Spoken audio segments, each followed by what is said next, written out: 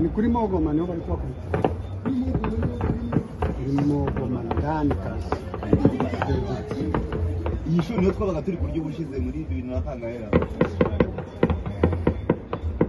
umvisha niko baza bageze mu Rwanda yarije mu Rwanda worira kwaho biramureba hano rije wawe bireba yarije mu Rwanda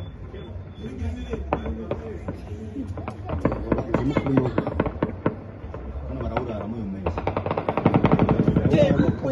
Mujyi barawurara neza ngeze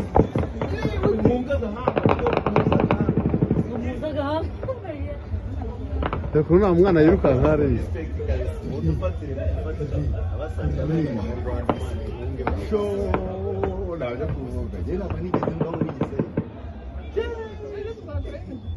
ahubwo barashate mu piga wajinga kwe ahungisha abahungu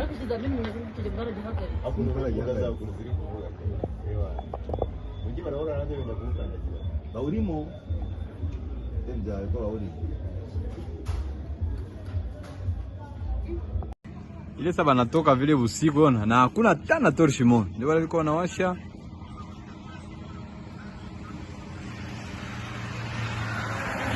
Ndio wale walikuwa wanawashia mbali.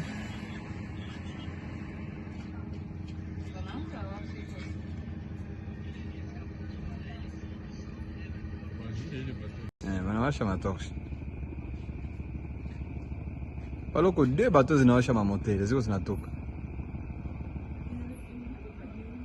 Iko akiuza kafa manevre.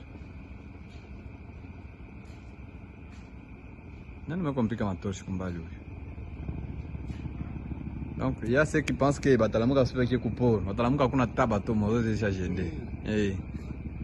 Ndio responsabilité ya sayote hii. Niambi.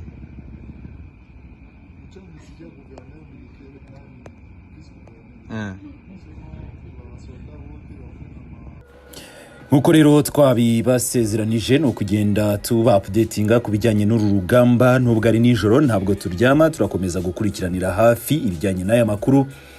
Nkuko rero bigaragara mu mashusho watangiye ubona ni imirwano n'ubundi iri kubera mu misozi ikikije uyu mujyi wa Goma, ariko kandi twirengagije ni imirwano abarwanyi ba M23 nabo bongeye gusohora itangazo twavuga ko ari iryanyuma cyangwa se ribanziriza iriza kudutangariza ko uyu mujyi noneho umaze gufatwa mu buryo budasubirwaho. Niyo tugiye kuba tubasomera batanze noneho amasaha barirwa ku ntoki. Ubu turi saa 5:45 bivuze ko rero ari amasaha atageze no kuri 7 yonyine.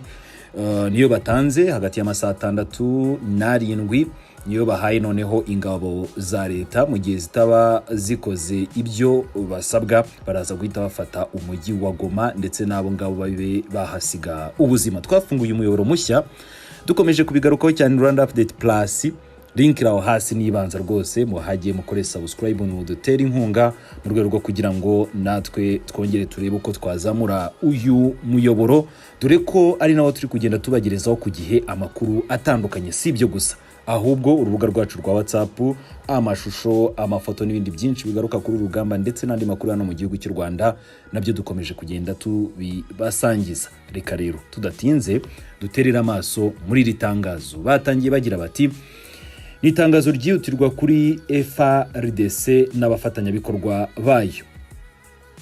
Lawrence Kanyuka ati FARDC cyangwa se igisirikare cya Repubulika Iharanira Demokarasi ya Kongo gitegetswe gutanga ingabo zabo zose ku ngabo z'umuryango w'abibumbye MONUSCO. Ni itegeko.